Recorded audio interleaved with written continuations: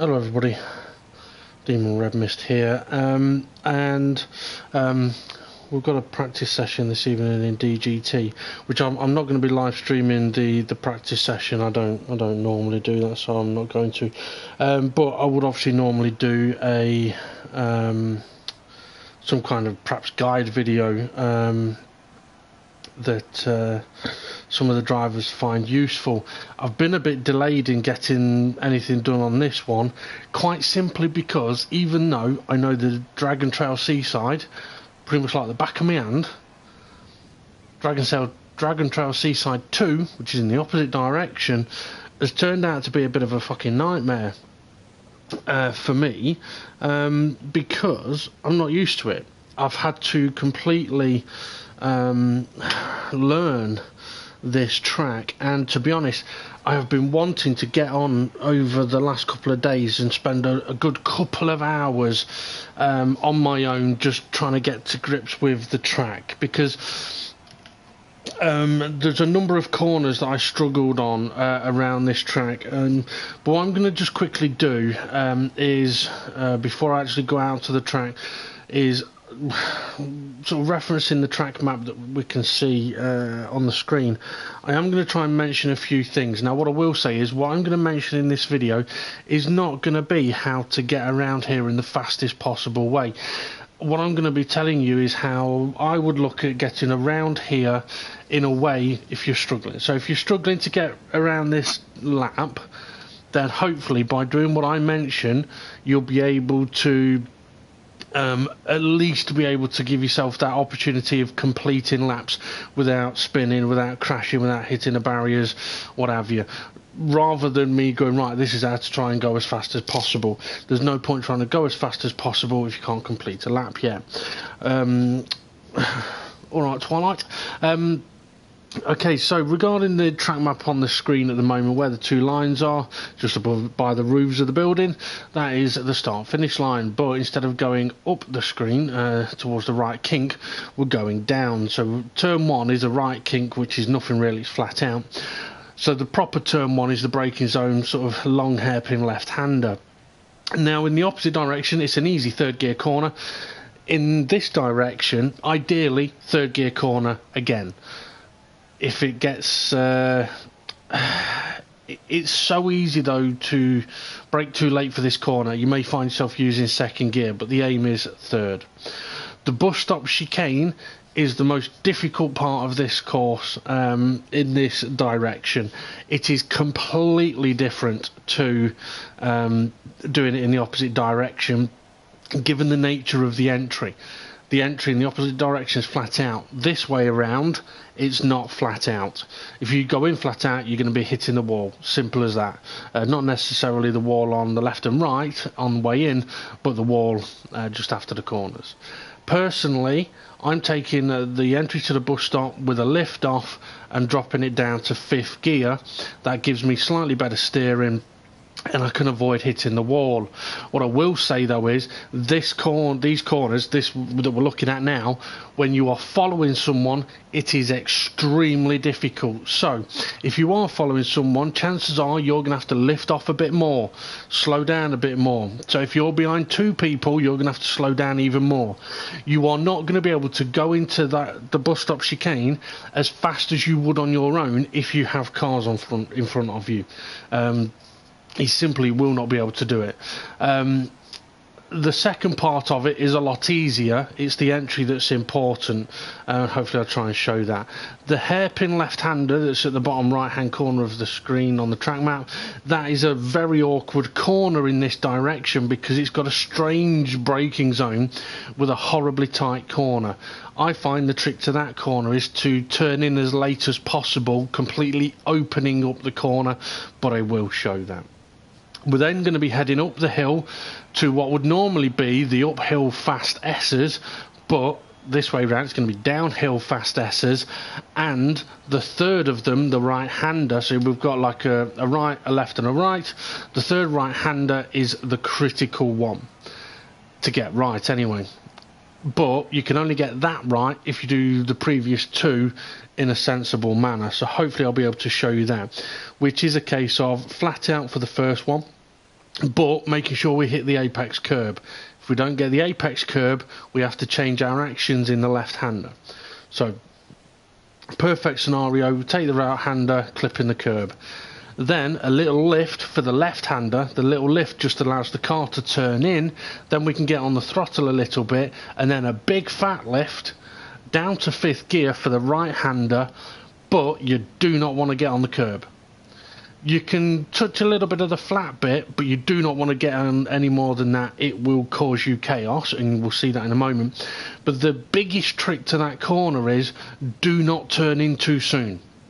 You can turn in a little later and turn in more rather than turning in too soon. If you turn in too soon, chances are you're going to end up running wide on the exit of the corner, and there's a barrier there, it's going to spin you, or you're going to end up having to go slow, okay? But hopefully we'll see that as well.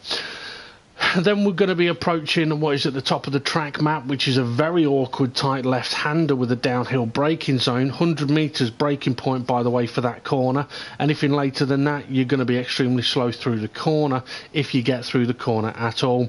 And you do need to use the apex curb. I'll show that. Then we're into the final chicane, tricky chicane, but you can do it in 3rd gear in a very stable manner, but it's all about car positioning. Okay, so let's get out there and have a look, shall we?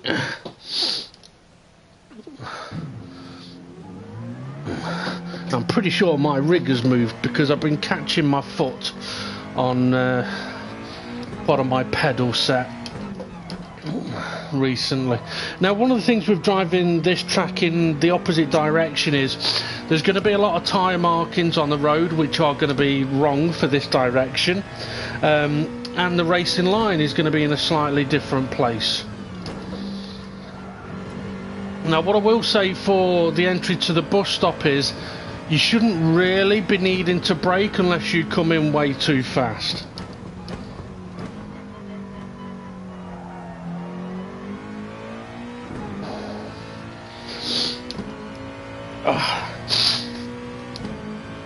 You have to excuse my nose, I have a few irritants here. So this is the critical right-hander that I was mentioning about don't turn in too soon. You can get on the curb towards the end a bit, that's fine, but you don't want to be on it any sooner than that. Breaker 100 for this horrible left-hander, and you do want to be left wheels on the curb. This kink is flat out and you can go over the curb. And then we're into the final corners. Braking about 75 metres, 3rd gear, get on the flat bit of curb, get on the flat bit of curb, get on the flat bit of curb, and you'll be okay. Be careful pushing too hard through those corners. The harder you push, the more chance of binning it. Okay, braking point for turn 1's about 100 metres, but you need to be on the right hand side. 3rd gear, patient on the throttle until we're majority of the way around the corner. Get on the throttle too soon, you're going to run wide. Okay, now we're into the entry to the bus stop. So it's a lift off and a downshift. I'm going to lift at the 100, downshift to 5th, and then we're flat through all the way. Now I'm going to brake just after the 100 where the tarmac changes colour. Oh, don't run wide on the dirties. Or try not to anyway. I couldn't turn in any earlier. If I had done, chances are I would have spun because I got my right wheels over the white line. But I will come back to that in a moment anyway. Right, flat out, blind crest, little lift, just to get it on the apex, big lift. Now I've missed the apex by an absolute mile there, but as I said, I have not got up to speed with this track yet. I am still learning it myself. I've had to go through the process of focusing on one corner at a time and getting that right. Okay, braking at about 75 metres, 3rd gear, try and get on the apex curb, onto the curb and onto the curb again. Flat out here, you can use a bit of curb if you need to. Okay, so as I mentioned, turn 1, you need to be on the right hand side to brake at the 100 metres. If you're not on the right hand side, if you go like this, now you've got a much tighter corner and you're going to have to slow down a lot more, and you're probably going to need 2nd gear. So try and position yourself to be on that right hand side. Okay, we're going to go through the bus stop again. So as I mentioned, I'm lifting off at about the 100. I'm not using any brakes there. I'm just lifting off and down shifting. Look for the change of tarmac just after 100. And turning nice and late to clip the apex and then use the curb. If you turn in too soon for that hairpin, it becomes an extremely horribly tight corner. Okay, I may be able to give you a turn-in point on that corner. That's a better line, bit too much curb, so turned in a touch early on that occasion. Okay, brake at the 100 to get it all over the curb. Be careful on the exit though, this exit curb can spin you around. Right, braking at 75 metres, but we want to get the left front tyre on the flat part of the curb. Get it turned in, Dave. I was hesitant. Because I was hesitant, I then steered more and got understeer. Right, so yeah, so as I mentioned, try and position yourself on the right hand side, and the easiest way to do that actually is to go from the left hand side of the track and straighten yourself up on the right hand side.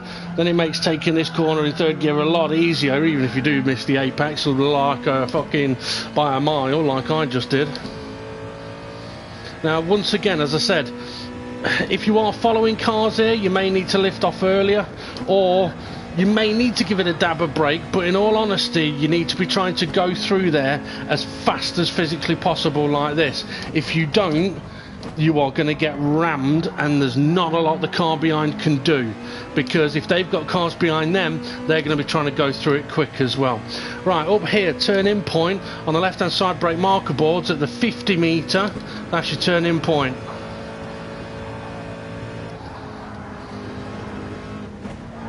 Late turn in, late clipping of apex, easier corner. Now we don't have a problem getting through there. Brake at the 100.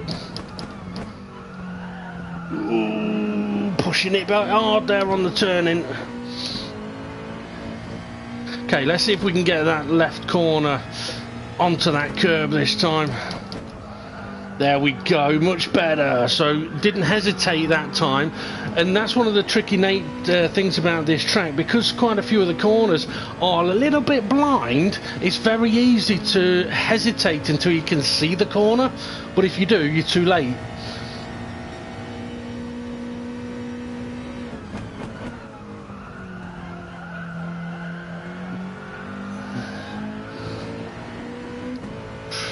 A little bit understeery on the way out of the corner there.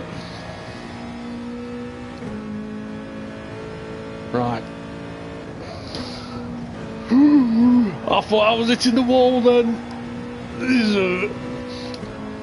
Okay, I'm just going to come to a quick stop here, because for anyone that hasn't seen it, I know I've been mentioning about a change of tarmac here. Obviously, there isn't a change of tarmac, but there's a change of colour, which hopefully you can see. Just above my bonnet, the tarmac in front of me is quite dark, and then about where that 50 metre marker board is, the tarmac's a bit shiny, right?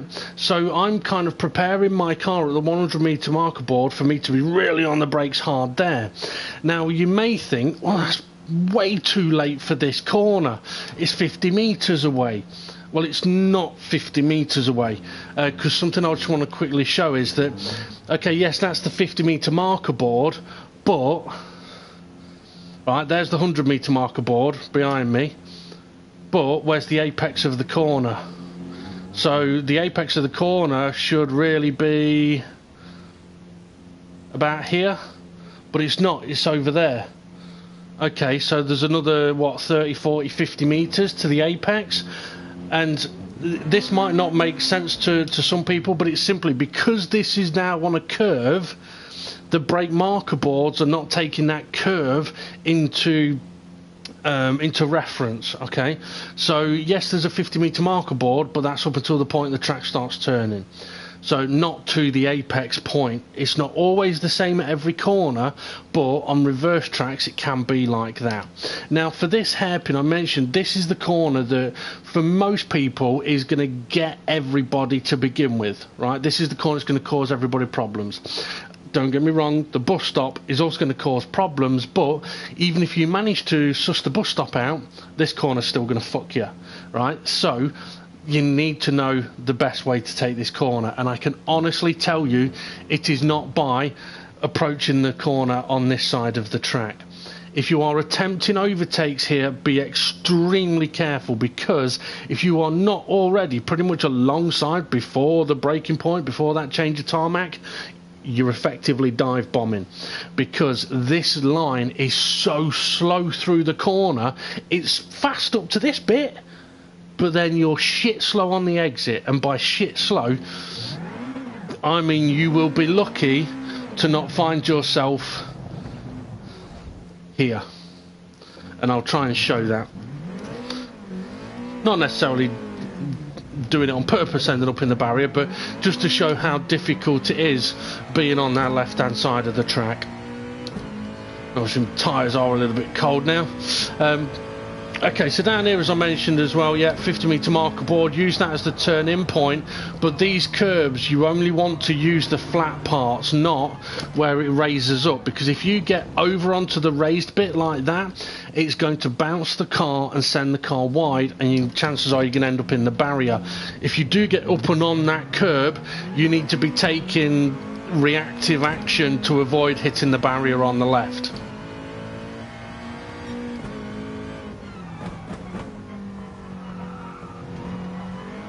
And it's same here, you go over the hump of the curb, you need to be extremely careful on the power, because like I said, it can so easily spin you around.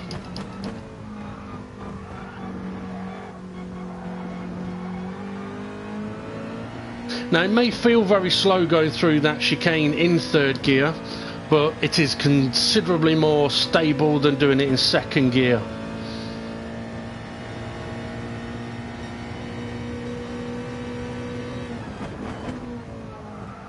Oh, and by the way, for anyone that's wondering, you do not really want to be going side by side on the way into the bus stop. The other direction, it can nearly be done if you're a bit nuts. This way round, it's just, yeah, it will end in disaster. Okay, so the hairpin, I'm going to approach it on the left hand side.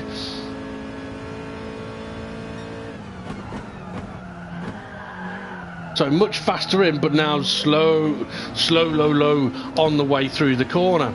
So at the point where I would have been clipping the apex and powering out the corner, I'm still on the brakes, I'm still slowing down and trying to make sure I'm not going to slide off the track. As I said down here,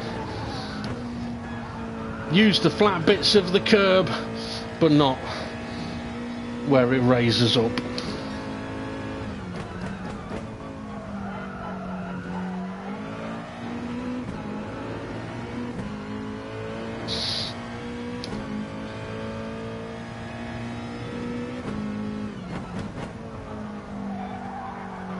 Tiny little bit of hesitance there from me, missed the apex. So this is where I'm still having to sort of talk to myself as I drive round, and I'm having to really work on making it second nature, make it automatic, which it isn't yet. Not for every corner anyway.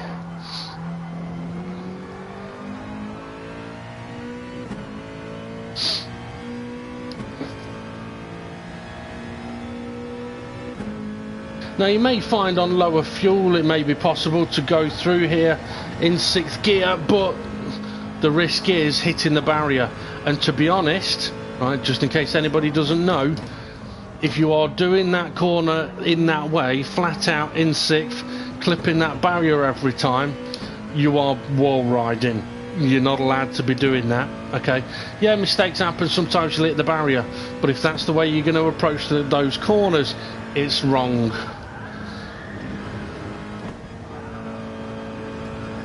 Now you can go through it flat out by all means and not hit the barriers if you're able to do that, but yeah.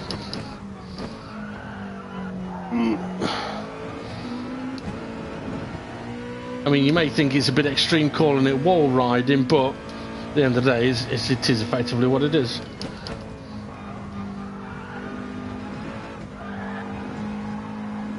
Ooh, went in there too quick. Ooh, and that's what I'm on about. but if you get over the hump of the curb, you got to be careful because it can spin you. I mean, interestingly, in the practice sessions that I've done, the best drivers in the DGT League have all struggled at some point with parts of this track. It is not, well, it's not the most difficult of tracks in this direction, it's just none of us are used to it. So, whereas we would normally do things automatically, we're really having to think about what we're doing around this track. And it's taken a little bit of time to learn it. Something else I'll mention as well is, if you are going to be coming out of the pits, be careful of looking in your rear view mirror on your way out the pits, because it's very easy to end up hitting the wall on the left while you're looking in your mirror. Something I'm actually going to do now while I'm sort of doing these laps is, I'm going to try and show something for the benefit of Gary, but also for anyone else that may find it useful. For example, I know Gary is trying a different camera view at the moment. I believe he's gone to this bonnet view, right? And I've worked with him a little bit last night about trying to get used to the bonnet view and things like that. But one of the big differences for the likes of Gary using this view is it has no mirrors anymore. Now previously, I've gone past it, he was using this view where he's got the virtual mirror up the top. Problem is, the virtual mirror is very deceptive and your peripheral view here is basically non-existent. And I know Gary's been learning a lot about the game and using a wheel. There's been a lot he's been doing over the last year, so now adding a change of view to it can be quite difficult. Well, one of the things I was trying to say to him last night, and this is a good practice for anybody, even if you have got mirrors, if you've got a button to look behind you, then you look behind before a braking point to see where the cars are behind you. And then on your way out of the corner, once you know you're safe, look behind, see where the cars are. And you can do that at every corner. So we're heading towards the bus stop, quick look behind, you'll be able to tell if they're close enough to attack you or not. Go through the bus stop, all the way through. Okay, they're too far behind to attack. So once you've had that look of are they close enough, are they too far behind, the aim is to not have to look again. And this is one of the reasons why, as a steward, I would take into account that moment of the driver ahead of you being able to react to you attempting an overtake, right? And it's not because of this view, it's simply at some point when you're driving, you've got to look at where you're fucking going, not at your mirrors, right? Or at your radar. You have to be looking where you're going. So, although I've not done it through these corners because I'm gesticulating with one of my hands, but yeah, so it's very handy to get into the routine of looking at the last possible moment before a braking point, or not necessarily last possible moment. I mean, don't look in the rear view mirror, then look forward and go, oh shit, I've missed the braking point, that's too late. But look close enough that gives you instantly that, oh shit, okay, they're too close, they can attack, I'll defend. And this is the key part of it. It's a simple quick look, and then on the exit, right, they're really close, I may have to defend up here, keep an eye on my radar. Now I'm going to focus on the corner, look in the mirror, they can't attack me, okay, ignore it, carry on. If you're brave, you can have a quick look in the middle of the corners like that, but only when you know you're safe. Right, they're too far back. Don't need to defend because they're too far back. Now I've got the corner, where are they? Okay, now they're really close to me, they may have a good run on me. Obviously I'm faking all of this bit. Have a quick look. Oh, they're trying to go up the inside. Right, I'll give them the room, I'll keep an eye on my radar. And you don't have to just drive off the radar, you just need to have glancing looks and go, okay, they're there, I'll give them room. Okay, they're there, I'll give them room. It's just a glancing look of where are they, where are they. So it's like, it is literally quick look, okay, they've lost time on me in that corner, I don't really need to worry about them too much, so I can just focus on where I'm going for a few corners. Now, if there are corners that you find difficult to do or you struggle with, for example the bus stop, I mean, I wouldn't recommend looking in your rear view through the bus stop. I only did it because using the rear view is something I've been doing for years. But it's just a very simple tool, a very simple process you can use. And what it will also allow someone like the likes of Gary is having that look behind. It's a more representative view of how close somebody is. And because he's now on this view where he can see the front of his car and a bit of the side of his car, if he knows that a car is potentially close enough to attack, then when it comes to defending or leaving the door wide open, yes, he can use his radar, but the car's going to appear in his peripherals much sooner than using the other camera angle. Now, I know it can be very odd looking in the rear view mirror a lot in this way, but that's why I must admit I find the rear view button has to be within extreme ease of reach. So like, it is one of the closest buttons to my thumb, a bit like DRS or the overtake button. Like, those two, look behind and the overtake DRS button, are the two closest buttons to my thumbs. So they're the easiest ones for me to press, so at all times I can look behind me or use a boost. Right, so even though on this view, for example, I would use on this in-car, yes, I've got a mirror on the right hand side there, but that mirror over there is useless to me. If I was in VR, I'd use the mirror, I'd look in the mirror, but I would still use the rear view in this car. Even if I had a rear view mirror, I still automatically use the rear view button. Partly because I don't fully trust all of the mirrors, but I use the mirrors that I can see as a bit of a guide. Okay, they're a bit closer, I may have to have a look at how close they really are, then use my rear view button, and that confirms whether they're close enough to attack or not. Hopefully though, if Gary sees this bit, that'll have become considerably more useful. But it's one of the reasons why, well, it's a technique that I've used for some time, because it gives you that instant, do I need to defend or do I not need to bother? Then you can go through the corner in the fastest way possible. And because you've found that out before you even hit in the brakes, it means you've been able to position your car to be able to hit the brakes. So it's not like you're hitting the brakes and then going, shit, there's a car trying to attack me. You should already be aware potentially that they could be coming.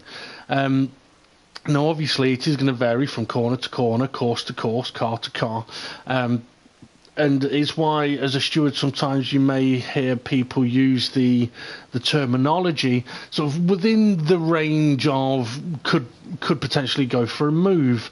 So it's kind of like when you look in that rear view mirror, if it's kind of like, okay, there are a couple of car lengths back, but as an example, Brazil, a couple of car lengths back, but in that middle sector people like to chuck it up the inside, and it's fucking annoying.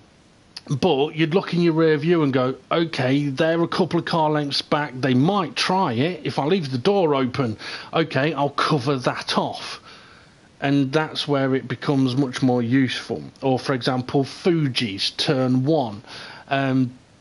It's an extremely fast straight, so a car that's 2, maybe 3 car lengths back, if they've got the benefit of maybe tyres, grip or ability or whatever it may be, could potentially be within the realm of going for the move. So when you have that look in your mirror, it lets you know, okay, are they potentially close enough to attempt to go for the overtake? And this is where dive bombs come into it, because once you've had that look, and in your mind, if you've gone, they're too far back to attack me, and you don't defend, then that's where the likes of myself and a few others would go through a corner, and if you suddenly appear alongside us, that's why we would be like, holy shit, you've come from a long way back. And that's because we've looked in the mirror before we've got to the braking zone, and realised you're probably too far back. So for you to be coming at me now gives me no opportunity to look in the mirrors again and see you coming. There's no way I can really give you the room unless I'm lucky enough to catch a glimpse. And this is what does get annoying sometimes when it comes to things like the dive bombs and stuff.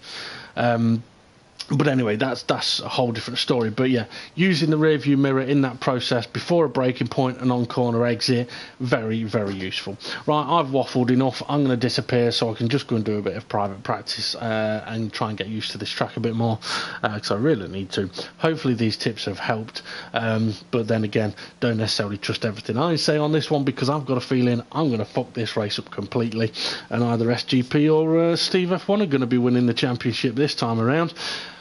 But we'll have to wait and see. Three-way battle coming on Thursday for the title. It'll be interesting to see what happens. Right, anyway, guys, have a good one, and I shall see you all in a bit.